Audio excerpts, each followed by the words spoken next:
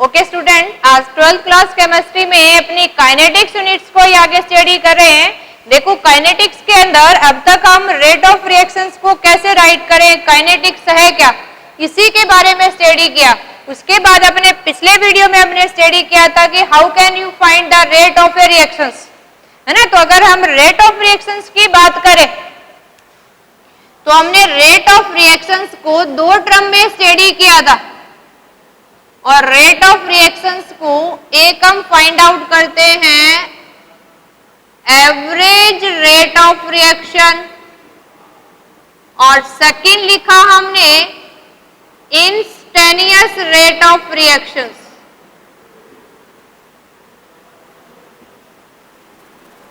दो टर्म में हम रिएक्शंस को स्टडी कर रहे थे, एक स्टडी कर रहे थे एवरेज रेट ऑफ रिएक्शंस और एक instantaneous rate of reactions. Average rate of reactions को आपने अगर सिंपली थोड़ा सा रिवाइज कर दे, हमने राइट किया कि अगर कोई रिएक्शन है रिएक्टेंट से आपको प्रोडक्ट दे रही है तो average rate of reaction right करने के लिए हम इसी रिएक्टेंट की कंडीशंस मान ले कि T1 टाइम पे R1 है, T2 टाइम पे R2 है, प्रोडक्ट हो जाएगा P1 और P2। तो इसी के केस में अगर average rate of reaction right करनी है तो हम राइट करते, देखो रिएक्टेंट की टर्म में तो del change in concentration of reactant with time, या फिर हम ये राइट कर रहे थे कि change in concentration of product with time. अगर डेल वर्ड यूज करते थे यानी कुछ गैप, कुछ चेंजेस के बाद कितना चेंज आ रहा है, बड़े चेंज के लिए लिखते हैं तो उसके लिए डेल्टा वर्ड यूज किया। और अगर इंस्टेंटेनियस थी यानी rate of reaction at a particular instant, at particular instant of time, आपको कोई भी एक टाइम गिवन है, उस पर्टिकुलर इंस्टेंट ऑफ टाइम में आपने रेट ऑफ रिएक्शन निकालनी है। तो यहां पर्टिकुलर इंस्टेंट ऑफ टाइम है, दैट मीन्स क्या हो रहा है, ये वेरी स्मॉल चेंज हो रहा है और वेरी स्मॉल चेंज के लिए हमने रेट ऑफ रिएक्शंस लिखी थी। यहां सिर्फ देखो डेल्टा की जगह आपने डी वर्ड यूज करना है, डेल्टा की जगह क्या वर्ड यूज करना है, D.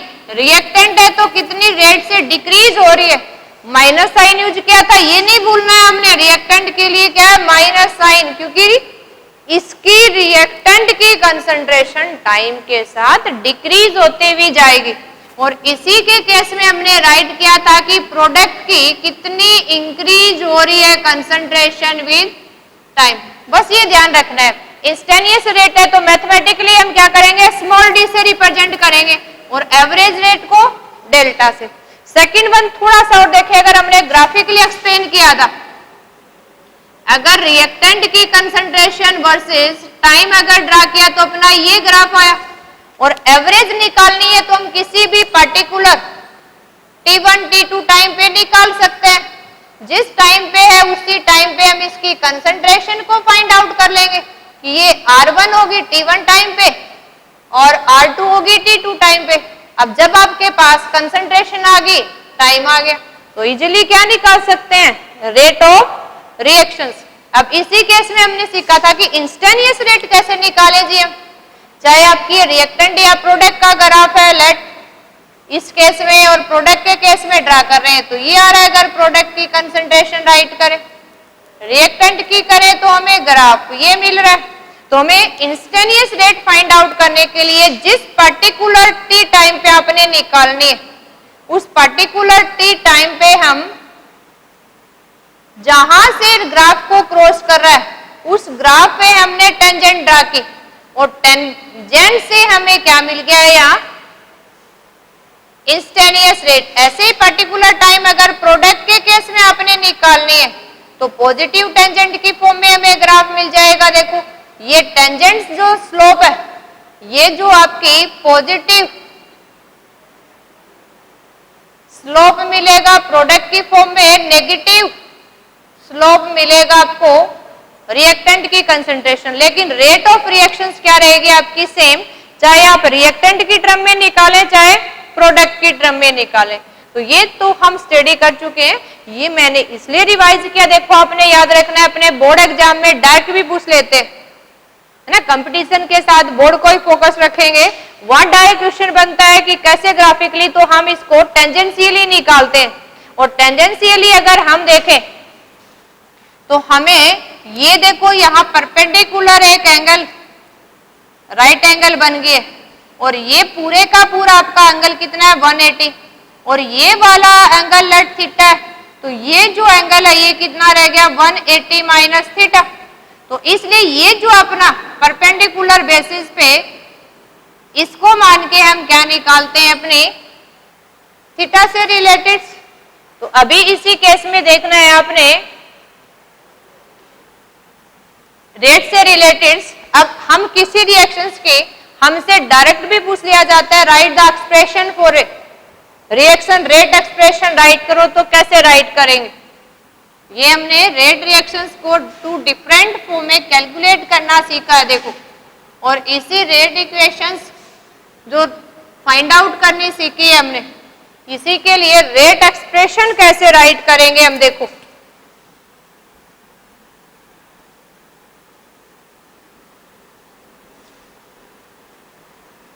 Rate expression for a reaction. इस केस में देखो दो चीज आपने ध्यान रखने हैं। रेट एक्सप्रेशन हमसे पूछा जाता है, हम इसी को डिफरेंशियल फॉर्म में या डेल्टा की फॉर्म में राइट करते हैं, तो आपसे दो टर्म पूछा जाता है। एक मान लो कोई भी हम ये कहें कि रिएक्टेंट प्रोडक्ट में चेंज हो रहा है, आपसे एक पूछा जा सकता है rate of disappearance of reactant, एक आपसे पूछ सकते हैं rate of appearance of product. देखो अगर डिसअपीयर हो रहा है दैट मीन्स क्या हो रहा है, ये डिक्रीज, और अपीयरेंस का मतलब क्या हो रहा है, इंक्रीज। और हमने रेट फाइंड आउट करनी है। Rate means concentration with time कितनी वेरी कर रही है। तो हम यहाँ जो राइट करते हैं देखो नेगेटिव साइन किस लिए लगाते हैं, डिक्रीज डिसअपीयर हो रही है, और चेंज इन कंसंट्रेशन के लिए डेल्टा रिएक्टेंट के लिए और टाइम के साथ। और अगर यही आपने प्रोडक्ट के केस में राइट करना है तो प्लस साइन, क्योंकि इंक्रीज हो रही है, change in concentration of product with time. ये ध्यान रखना है कि रेट ऑफ डिसअपीयरेंस या रेट ऑफ अपीयरेंस पूछ रहा है हमसे। इसी केस में अगर आपको कोई भी रिएक्शन अभी लट ये दे दी देखो R change into P product, आगे कुछ ना कुछ कोफिशिएंट दे रखा है आपको, और इस केस में आपसे पूछ ले अगर rate of disappearance of R reactant, तो आपने सेम राइट करना है कि ये क्या हो जाएगा, रेट ऑफ डिसअपीयरेंस तो पर यूनिट में निकालेंगे, तो decrease in concentration of R with time. लेकिन इसी के केस में ये कहे कि write rate of reaction in term of R, यानी रिएक्टेंट की टर्म में आपको रेट ऑफ रिएक्शन राइट करनी है। तो कैसे राइट करेंगे देखो, ये ध्यान रखना है। अब आगे जो कोफिशिएंट है उसको यूनिटी फैक्टर में चेंज करना है आपने। नेगेटिव साइन यू का यू रहेगा, change in concentration of reactant with time. लेकिन देखो ये जो कोफिशिएंट है ये तो रेट ऑफ डिसअपीयरेंस, लेकिन रेट ऑफ रिएक्शंस अगर हमने फाइंड आउट करनी है अभी, तो आगे वाला जो कोफिशिएंट है इसको यूनिटरी फैक्टर में 1/r में राइट करेंगे हम। और सेम केस किस में कर सकते हैं हम, प्रोडक्ट के केस में, है ना। रेट ऑफ अपीयरेंस तो क्या हो जाएगा आपका, अगर राइट करें rate of appearance of product तो क्या हो जाएगा आपका, देखो अभी अपीयर हो रहा है दैट मीन्स प्लस साइन और change in concentration of product with time. लेकिन इसी की केस में रेट ऑफ अपीयरेंस की बजाय यहां पूछ ले हमसे rate of reaction in term of product. तो हमने अब देखो इसके इस जो भी आगे कोफिशिएंट है उसको यूज करना है, और क्या हो जाएगा आपका प्लस जो भी कोफिशिएंट है उसको 1 में यूनिटरी फैक्टर बनाने के लिए राइट करेंगे, बाकी आपका यूं का यूं हो जाएगा change in concentration of product with time. तो ये आपने ध्यान रखना है, इसमें कहीं भी आपकी मिस्टेक नहीं होनी चाहिए। ये ध्यान से देखना है, आपने रेट ऑफ डिसअपियरेंस या अपीयरेंस पूछा है तो सिर्फ रिएक्टेंट प्रोडक्ट जितने दे रखे हैं उसी की टर्म में, लेकिन अगर रेट ऑफ रिएक्शन पूछ ले तो आगे वाले कोफिशिएंट को 1 में लेके हमने उसको यूनिटरी फैक्टर में कन्वर्ट करना है ना। इससे रिलेटेड कुछ न्यूमेरिकल्स हमने स्टडी किए थे, आज हम राइट करते हैं। देखो इसी से थोड़ा सा आगे बढ़े तो हम इसी में आज राइट करना सीखेंगे कि कैसे रेट ऑफ रिएक्शन डिपेंड करती है कंसंट्रेशन ऑफ रिएक्टेंट के ऊपर। तो हम स्टडी करते हैं, देखो dependence of rate of reaction on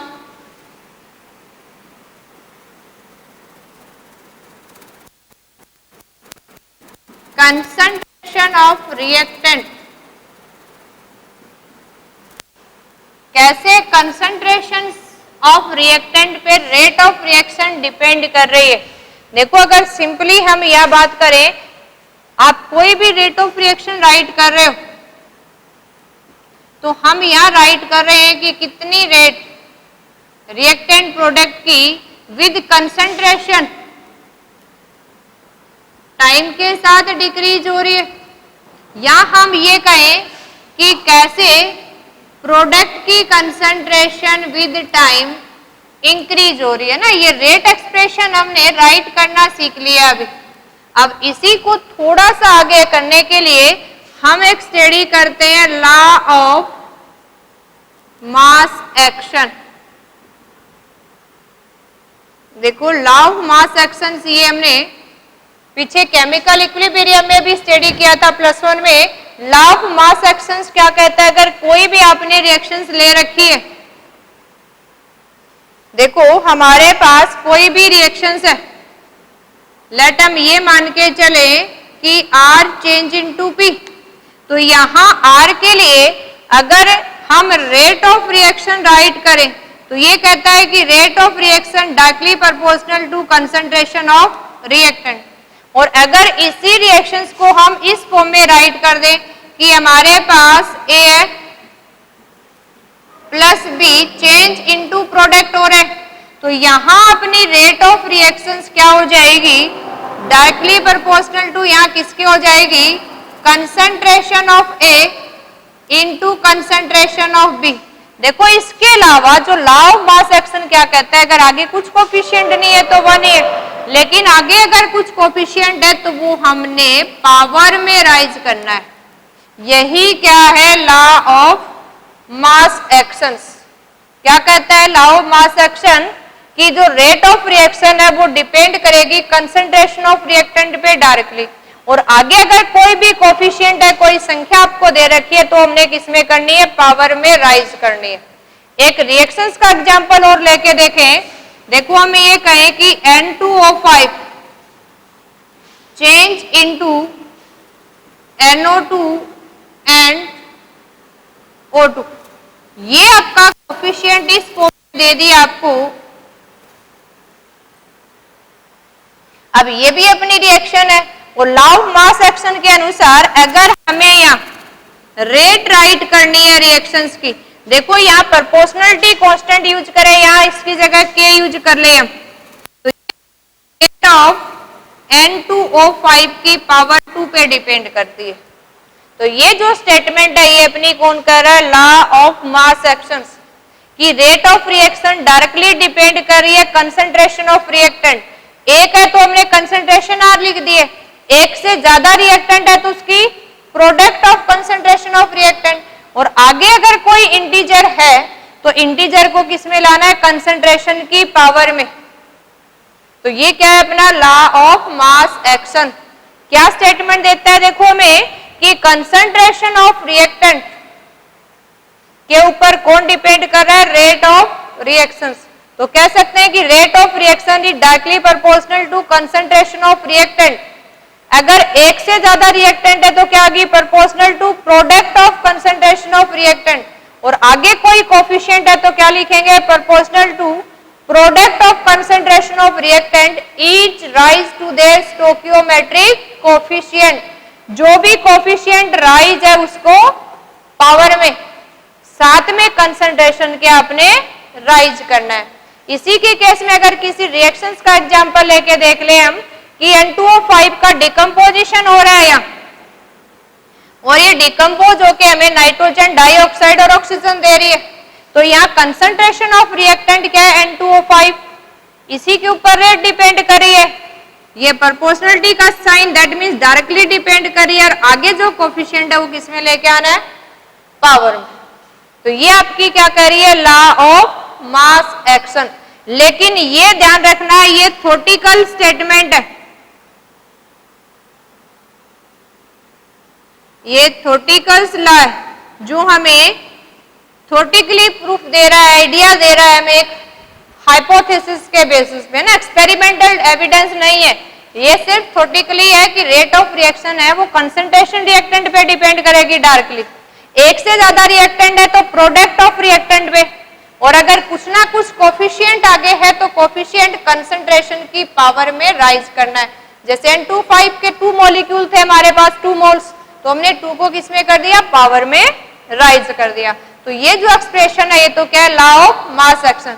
इस प्रोपोर्शनलिटी की जगह आप ये भी राइट कर सकते हैं कि रेट इक्वल टू प्रोपोर्शनलिटी की जगह के राइट कर दें, और ये क्या हो जाए, कंसंट्रेशन ऑफ रिएक्टेंट। सेम हम ये राइट कर सकते हैं, देखो प्रोपोर्शनलिटी की जगह के कंसंट्रेशन ऑफ ए की पावर ए और बी की स्मॉल है। इसके लिए ये भी राइट कर सकते हैं कि K into concentration of N2O5 की पावर राइज टू 2। तो ये अपना एक्सप्रेशन क्या है, लॉ ऑफ मास एक्शन। ये हमें क्या कह रहा है कि डायरेक्टली प्रोपोर्शनल है। अब देखो इस डायरेक्टली प्रोपोर्शनल का मीनिंग क्या है। जैसे डायरेक्टली प्रोपोर्शनल का अगर मीनिंग देखें हम ये कहें कि ये आपकी कंसंट्रेशन N2O5 की कंसंट्रेशन को इंडिकेट कर रहा है, ये कहें कि यहाँ कितनी पावर है उसको इंडिकेट, तो अपनी रेट क्या हो जाएगी, ये कहें कि इसकी पावर जो अपनी है, यहां हमने इस एक्सप्रेशन के बेसिस, देखो अगर आप यहां एक्सप्रेशन के बेसिस पे रेट राइट करें तो इसकी पावर 2 है, दैट मीन्स अगर इसकी कंसंट्रेशन आपकी 1 मोलर थी तो यहां इसकी पावर अगर आपकी 2 है तो 1 की पावर अगर आप 2 करेंगे तो रेट क्या हो जाएगी आपकी 1। अगर ये कहे कि इसकी कंसंट्रेशन को हमने डबल कर दिया, अभी 2 हम कर दिया, तो यहां 2 की पावर 2 करोगे तो ये रेट क्या होगी 4 टाइम। ऐसे कहें कि 2 की बजाय आपने यहां 3 मोलर कर दिया है, 1 मोलर था 2 मोलर 3 मोलर कर दिया, तो 3 की पावर 2 करेंगे तो क्या हो जाएगी, ये 9 टाइम्स हो जाएगी। दैट मीन्स जिस रेंज से इसको बढ़ा रहे हैं उतनी रेंज से क्या बढ़ेगी, रेट बढ़ेगी। अब इसी केस में अगर ये कहे कि हमने इसको हाफ मोलर कर दिया अभी, तो हम इसको भी क्या करेंगे, देखो हाफ मोलर की पावर 2, यानी अपनी रेट क्या हो जाएगी 1/4 हो जाएगी। अब डिक्रीज करेंगे तो डिक्रीज होगी, इंक्रीज करेंगे तो इंक्रीज। तो ये जो आपकी पावर इंडिकेट कर रही है कि कंसंट्रेशन की कितनी पावर राइज करे कि वो आपको रेट बताए। अगर 2 पावर हम मान के चल रहे हैं, 1 है तो 1 की पावर, 2 है तो 2 की पावर से, 3 है तो 3 की पावर, अगर इसकी पावर हमने कंसंट्रेशन हाफ कर दी तो 1/4 हो गई। तो उसी की टर्म में आप क्या कर सकते हैं, इजीली फाइंड आउट कर सकते हैं रेट, क्योंकि यहाँ क्वेश्चन पुटअप होता है कि कंसंट्रेशन को वेरी करने से रेट क्या आएगी आपकी, तो इजीली हम फाइंड आउट कर सकते हैं। लेकिन माइंड में एक चीज रखनी है, ये law of mass action theoretically law है, हमें कोई एक्सपेरिमेंटली प्रूफ नहीं दे रहा है कि ये इसकी सेकंड पावर पे डिपेंड करता है कि नहीं करता है। इसे एक्सपेरिमेंटली प्रूव करने के लिए हम रेट लॉ स्टडी करते हैं। और रेट ला क्या है, देखो मिलाना नहीं है, ये एक्सप्रेशन हमने सिंपली राइट किया था किसके लिए, रेट ऑफ रिएक्शन के लिए। ये जो रेट है, अब इसको लॉ ऑफ मास एक्शन के अनुसार थोटिकली हम बैलेंस केमिकल इक्वेशन से राइट कर सकते हैं। बैलेंस केमिकल इक्वेशंस में आगे जो कोफिशिएंट नजर आएंगे वो अपने पावर में राइज कर देने, लेकिन ये थोटिकली है, एक्चुअल में क्या है वो हमें किसने बताया, रेट लॉ ने हमें स्टडी दिया। देखो ये स्टडी क्या, हमने लॉ ऑफ मास एक्शंस के अनुसार, ये हमें जो स्टेटमेंट दे रहा है ये law of mass action study दे रहा है। और ये ध्यान रखना है लॉ ऑफ मास एक्शन कैसा था, थ्योरेटिकली है, यानी सिर्फ ये कहें कि रिटर्न फॉर्म में या हमें सिर्फ आइडिया, हमें एक्सपेरिमेंटली प्रूफ नहीं दिया, और इसी के बेसिस पे हम स्टडी करते हैं रेट लॉ। अब ये रेट लॉ में क्या स्टेटमेंट देता है कि rate of reaction is directly proportional to concentration of reactant.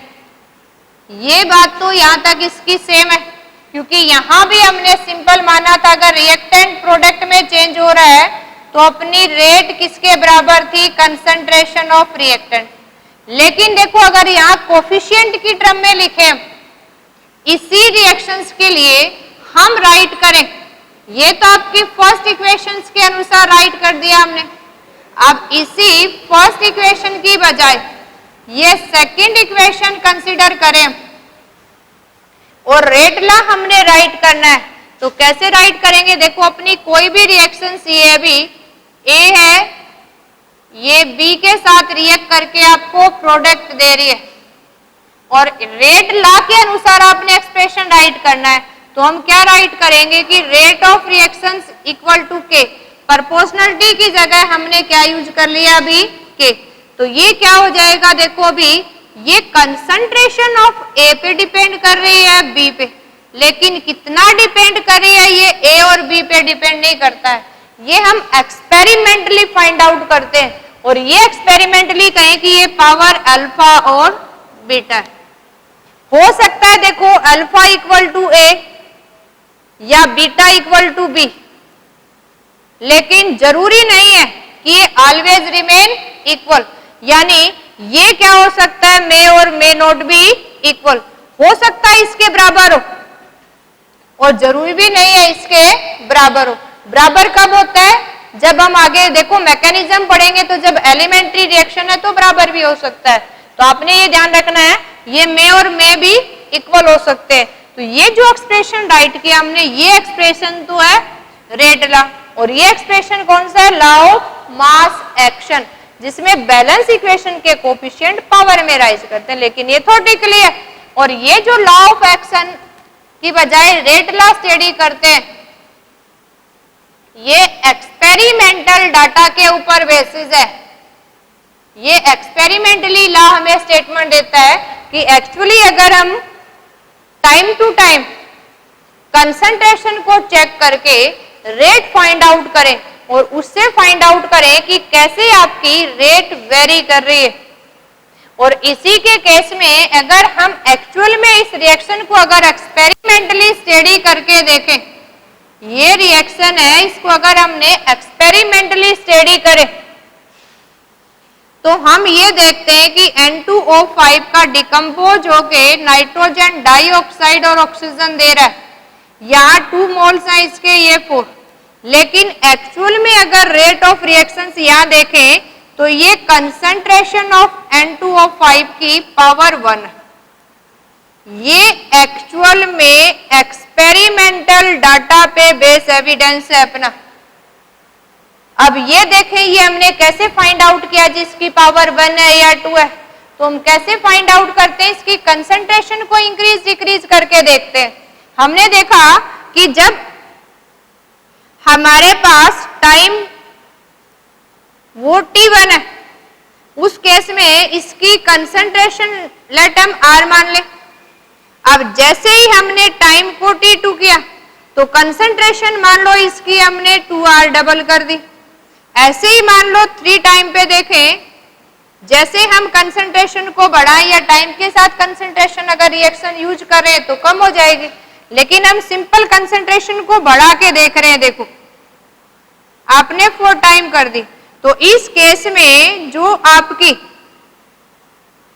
Concentration के साथ रेट को स्टेडी करना है। अगर आर थी तो इसकी रेट लेट आर आ रही है, जब इसकी कंसंट्रेशन को डबल कर दिया तो डबल रेट आ रही है, 4 टाइम कर दिया तो 4 टाइम रेट आ रही है। दैट मीन्स देखो जितना पावर में राइज कर रहा है कितना टाइम इंक्रीज हो गया है, 1 टाइम्स। डबल किया तो डबल, 4 टाइम किया तो 4, आ रहा है तो आर। दैट मीन्स हम इजीली फाइंड आउट कर लेते हैं पावर कि यहाँ पावर क्या है 1 है, कि जो भी कंसंट्रेशन टर्म है इसकी पावर 1 है।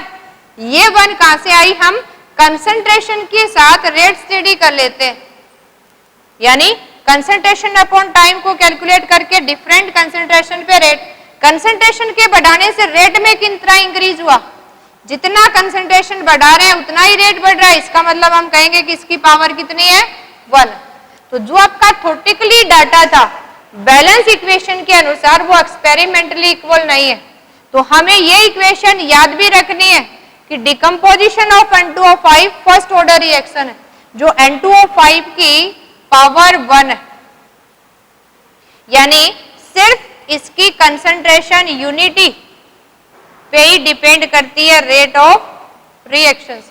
अब रेट ऑफ रिएक्शंस के बेसिस पे रेट लॉ को यूज करके हम पावर के लिए एक वर्ड यूज करते हैं। देखो इसके ऊपर एक तो आपके कंसेप्चुअल क्वेश्चन बनते हैं, लॉ ऑफ मास एक्शन तो देखो थ्योरेटिकली डाटा था, है जो डिफरेंस आपसे पूछ ले, लेकिन हमने आगे तक अपनी जब भी काइनेटिक्स पढ़ेंगे तो देखो कोई भी साइंस सब्जेक्ट है, अपनी केमिस्ट्री है, एक्सपेरिमेंटली प्रूफ मांगती है, तो एक्सपेरिमेंटली डाटा के बेसिस पे कौन सा है, रेट लॉ है।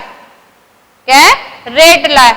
तो हमने रेट लॉ को आगे पूरी काइनेटिक्स में यूज करना है। अभी रेट लॉ क्या कहता है कि rate of reaction directly proportional है कंसंट्रेशन ऑफ रिएक्टेंट, और अगर एक से ज्यादा रिएक्टेंट है तो रेट ऑफ रिएक्शन प्रोपोर्शनल किसके, product of concentration of reactant is rise to the power. लेकिन ये पावर जो है ये एक्सपेरिमेंटली कैलकुलेटेड आगे वाले कोफिशिएंट के बराबर नहीं है, हो भी सकती है किसी कंडीशन में, लेकिन ऑलवेज बराबर नहीं रहेगी। ये हमने एग्जांपल ले लिया डिकम्पोजिशन, क्योंकि यही हमने लॉ ऑफ मास एक्शन में लिया था ताकि दोनों में डिफरेंस नजर आ जाए। तो हम इस केस में क्या करते हैं, कंसंट्रेशन ऑफ रिएक्टेंट वेरी करके रेट स्टडी करते हैं, और कितनी टाइम कैसे रेट इंक्रीज हो रही है उससे हमें पावर पता चल जाती है कि इसकी पावर कितनी है। अब इसी केस में देखो अगर हम स्टडी करें रेट लॉ के बेसिस पे, तो हम ये कहें कि कोई भी रिएक्शंस आपको ये दे दिए, चेंज इनटू पी प्रोडक्ट। अब यहां आपको ये गिवन है, ये आपको रेट लॉ मिलेगा, साथ में राइट हुआ ए की कंसंट्रेशन और बी की कंसंट्रेशन। ये देखो अगर इसने यहां ये राइट कर रखा है, यानी आगे वाला कोफिशिएंट जरूरी नहीं इसके बराबर हो, तो ये रेट लॉ एक्सप्रेशन के बेसिस पे आपसे क्वेश्चन पुटअप होता है। और कैसे क्वेश्चन पुटअप होगा, ये कहे कि फाइंड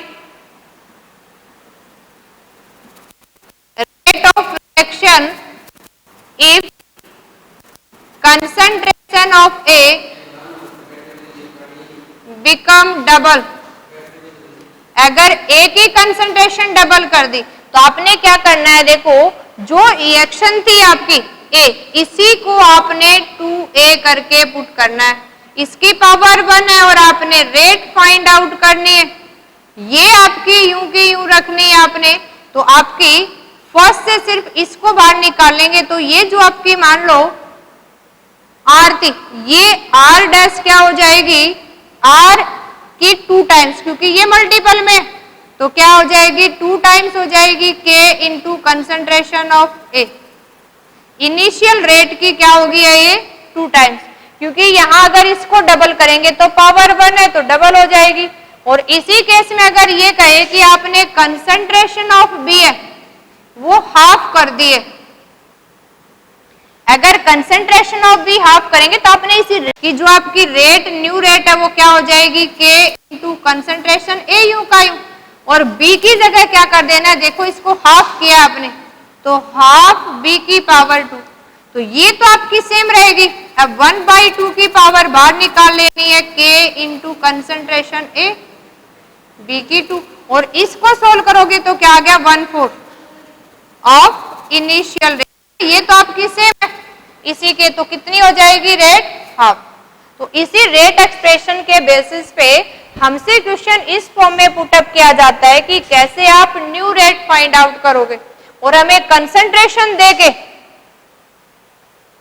हम रेट कंसंट्रेशन और टाइम देते रेट फाइंड आउट कर लेंगे। उससे हमसे ये भी पूछ सकते हैं कि इसकी पावर कितनी होगी, और पावर अगर दे रखी है तो हमें न्यू रेट भी फाइंड आउट कर सकते हैं। तो इजीली दोनों तरह के न्यूमेरिकल सोल्व करने आने चाहिए हमें। अब देखो ये पावर जो है या जो हम पावर यूज कर रहे हैं कंसंट्रेशन के ऊपर, जो पावर है किसमें, रेट लॉ के अंदर, इसी के लिए हम वर्ड यूज करते हैं ऑर्डर ऑफ रिएक्शंस। तो आपका ऑर्डर ऑफ रिएक्शन भी मोस्ट इंपोर्टेंट है। ये देखो हमसे इसके ऊपर तो क्वेश्चन बनना ही है कि ऑर्डर ऑफ रिएक्शंस क्या है। तो ऑर्डर ऑफ रिएक्शंस क्या है, पावर है किसकी, कंसंट्रेशन टर्म की इन रेट लॉ एक्सप्रेशन। देखो ऑर्डर ऑफ रिएक्शंस क्या होगा, किसी रेट लॉ एक्सप्रेशन के अंदर ये जो हम इंडिकेट देख रहे हैं ये क्या है, रेट लॉ एक्सप्रेशन, और रेट लॉ एक्सप्रेशन में जो पावर है, रेट लॉ एक्सप्रेशन में जो पावर का सम है वही क्या है, ऑर्डर ऑफ रिएक्शंस है। यहां आपका ऑर्डर ऑफ रिएक्शन कितना हो गया 1, और ये रिएक्शन दे रखी है तो इसमें आपका ऑर्डर 1 + 2 3 क्या हो गया, ऑर्डर ऑफ रिएक्शंस। देखो आई होप्स आपको समझ में आ गया होगा। रेट लॉ तो एक्सप्रेशन राइट करते हैं, आगे वाली बैलेंस ना देख के ये एक्सपेरिमेंटली हमें या तो इस तरह से टेबल मिलेगी, उसमें कितनी टाइम इंक्रीज हो रही है पावर फाइंड आउट करेंगे, पावर दे रखी है तो रेट फाइंड आउट कर सकते हैं, और कंसंट्रेशन और पावर दे रखी है तो रेट भी, और अगर हमें कंसंट्रेशन टाइम दे रखे है तो रेट फाइंड आउट कर सकते हैं। तो इन्हीं से हम रेट निकाल सकते हैं, पावर निकाल सकते हैं, और कोई रेट एक्सप्रेशन अगर गिवन है तो रेट एक्सप्रेशन में पावर का जोड़ करके क्या निकाल सकते हैं, ऑर्डर। तो आपसे थ्योरेटिकली भी पूछा जा सकता है कि डिफाइन ऑर्डर ऑफ रिएक्शंस। तो ऑर्डर ऑफ रिएक्शंस क्या होगा, it is the sum, it is sum of power in sum of power of concentration term in rate law expression, है ना। एक्सपेरिमेंटली जो डाटा उसी के बेसिस पे ये सम ऑफ पावर है कंसंट्रेशन टर्म का इन रेट लॉ एक्सप्रेशन, तो इजीली हम फाइंड आउट कर सकते हैं। इससे रिलेटेड देखो जो इंपॉर्टेंट बात है जो हमने याद रखनी है, order of reactions most important है, इसी के ऊपर हम क्वेश्चन सोल्व करेंगे। तो आपने ध्यान रखना है कि ऑर्डर ऑफ रिएक्शन क्या है, सम ऑफ पावर है किसी भी रेट लॉ एक्सप्रेशन में। जैसे आपको सिंपली ये दे दे अभी कि हाइड्रोजन पेरोक्साइड इसका डिकम्पोजिशन कर रहे हैं अभी गोल्ड सरफेस के ऊपर, वाटर और ऑक्सीजन में डिकम्पोज हो गया अभी। अब ये जो डिकम्पोजिशन हुआ इसके बेसिस पे यहां आपको रेट लॉ मिल गया है K into concentration of this. तो यहां जो कोफिशिएंट हमें मिलेगा उसी से हम क्या बताएंगे, ऑर्डर ऑफ रिएक्शंस। क्या राइट करेंगे हम, ऑर्डर ऑफ रिएक्शंस, है ना। ये आपने याद रखना है। जैसे आपसे ये कहे कि आपका हो रहा है अमोनिया का decomposition on high pressure platinum surface के ऊपर ये डिकम्पोज हो रहा है एमोनिया और हाइड्रोजन में। यहां अगर आपने रेट ऑफ रिएक्शन राइट करनी है तो अमोनिया की यूनिटरी पावर पे डिपेंड कर रही है। अगर ऐसी कोई भी रिएक्शन हमें स्टडी करनी है तो इस केस में देखो ये जो आपकी डिकम्पोजिशन रिएक्शंस हैं और अगर आपकी इस तरह की अगर हम रिएक्शंस देखें जिसके अंदर आपको रेट एक्सप्रेशन जो भी गिवन मिलेगा उसी रेट एक्सप्रेशंस के बेसिस पे हम क्या फाइंड आउट कर सकते हैं, ऑर्डर, यानी जो पावर आपको गिवन होगी उस पावर के बेसिस पे हम इजीली राइट कर सकते हैं क्या हमारी ऑर्डर ऑफ रिएक्शंस। देखो इसी के केस में अगर थोड़ा सा आप ये देखें, यानी अगर हम बात कर रहे हैं order of reactions, order of reactions क्या है, ये सम ऑफ पावर इन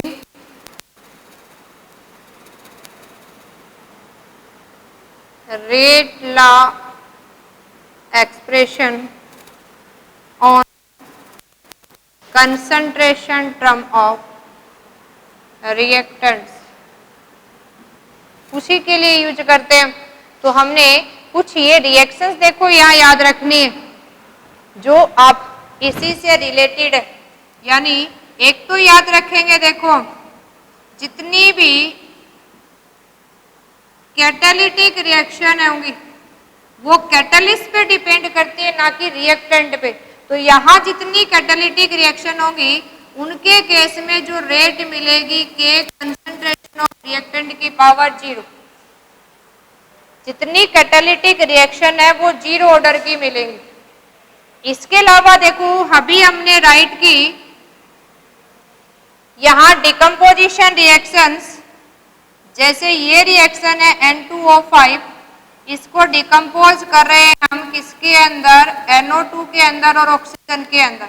यहां दिखाई आपको 2 दे रहा है लेकिन इसी के लिए रेट ऑफ रिएक्शन क्या है, इसकी पावर 1, या इसकी रेट कितनी है 1।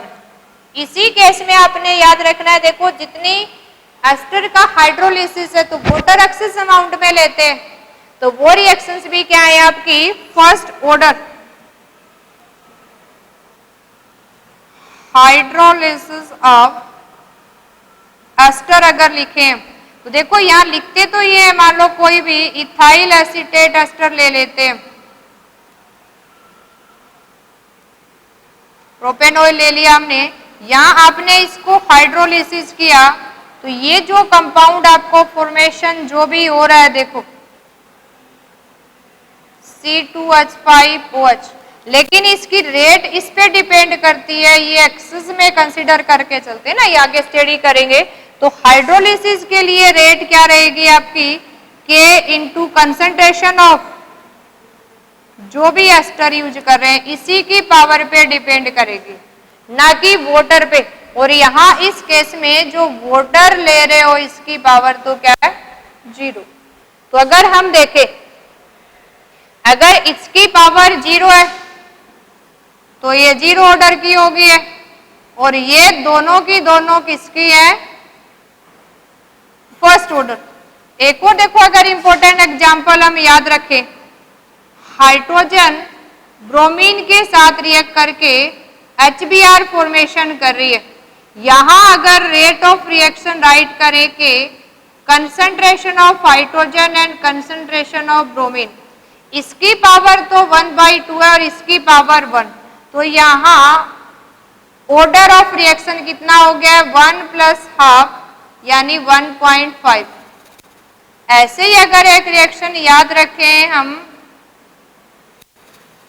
इथेनॉल्स का, हम डिकम्पोजिशन करके बना रहे हैं मीथेन और कार्बन मोनोऑक्साइड, तो यहां अपनी रेट एक्सप्रेशन क्या हो जाएगी K into concentration of CH3CHO की पावर 1.5। तो यहां भी ऑर्डर कितना हो गया है 1.5।